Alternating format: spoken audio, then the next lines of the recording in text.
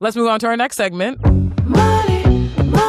Can I ask a dumb one? Now, I'm really excited about this because this is our first question to podcast@personalfinanceclub.com, which is the email that you can email if you have a question for us. Amazing. Boom, baby. Okay, so this is from Claudia. She said I could use her first name. I asked her, so shout out Claudia. Claudia, we did cut your question down a bit because you was a little long-winded too, like Jeremy, okay? Sorry, girl. That's right. Appreciate you. You, our first question. We'll never forget you, but we summarized it. So I'm going to read this question. Jeremy's going to give his humble opinion about what you should do. So Claudia asks, my husband and I purchased a home in 2020 with a great interest rate. We're already maxing out our 401k. We want to set ourselves up for the best possible future. Should we be focusing more on paying down our mortgage or investing more in a taxable brokerage account? Jeremy. Great question. And it's not clear to me, can I ask a dumb one? Is it a dumb question or a dumb person answering? And, it might depend on the day. I'm not calling either you or Claudia dumb, okay? And I think in this case, yeah. Hopefully it's neither. It's not a dumb question. It's a great question. And we'll see if it's a dumb answer. So first of all, you're crushing it, Claudia. You say you're debt-free except your home. You're maxing out your 401k, which is $23,500 a year. You're crushing it. The answer to this question is not a matter of you're going to do poorly or you're going to do well.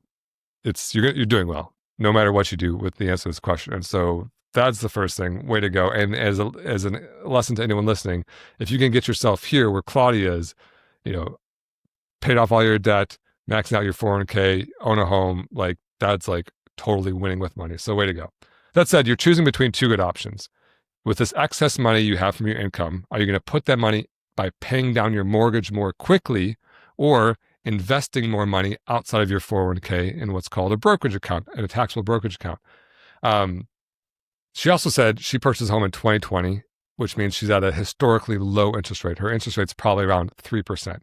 And so the first thing that I could say is, for sure, on the spreadsheet, any of that extra money you could put into a high yield savings account and get 4%, and then keep paying your mortgage as slowly as possible. And then the day that, your high yield savings account starts paying less than your mortgage charges, go and take all the money, dump it directly into your mortgage, and you'd be strictly better off.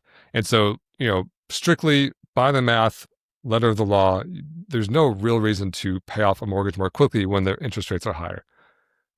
On top of that, you can actually do better than a high yield savings account. You could be investing that money in an index fund, for example, which doesn't pay 4%, that historically pays 10%.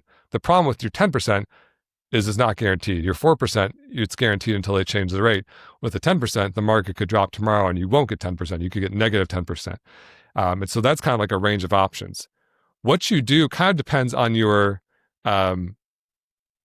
risk tolerance and what you want out of life. Like I said, this is choosing between two good options.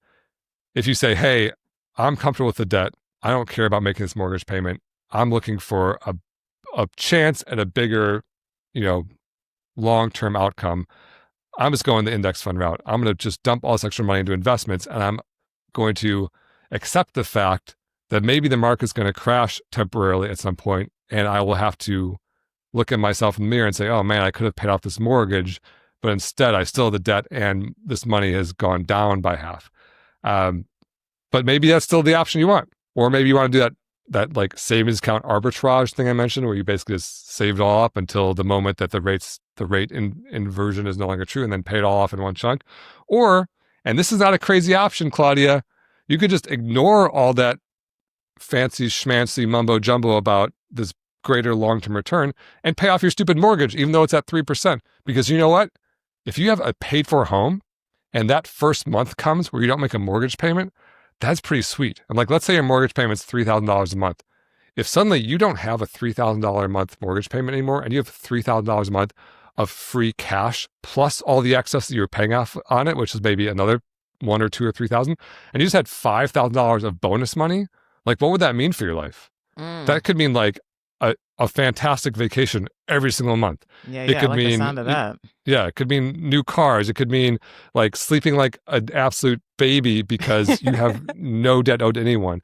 And so while there's like the spreadsheet answer, which is like, yeah, you probably shouldn't pay it off. And then there's like the life answer, which is, hey, do what you want. And Right. if someone comes to me and says, hey, I paid off my 30-year mortgage in 10 years and now I'm living mortgage free with a cash flow surplus of $6,000, I would never say to them, you dummy, you could have a slightly higher net worth right now if you would have, invested it back then. I'd say you're crushing it. I am jealous of you and I want to be in your shoes, right? Yeah. And so Yeah.